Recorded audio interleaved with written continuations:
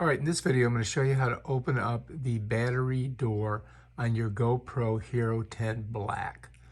All right, I have this connected here because I'm using it on a tripod.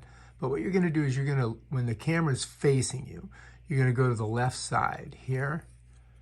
And on the very bottom, you're going to see this little lip. And all you got to do is get your thumb in there, and you're going to push it. It's going to pop. You see that little pop right there? Now the door will open. Bam, done. To get the battery out, you're going to notice there's a little tab there. And you're going to grab that tab and just pull it out.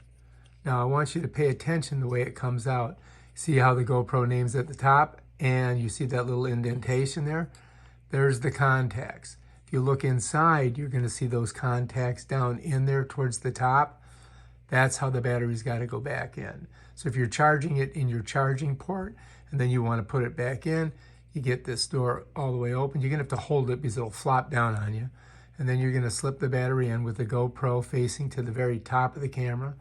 And then you're just going to slide it in. Bam. Pull this down, turn it, push, and then pop it. And then that is how you do it. All right, if you like this video, subscribe to my channel and check out my other awesome videos on the GoPro Hero 10 Black. Peace out.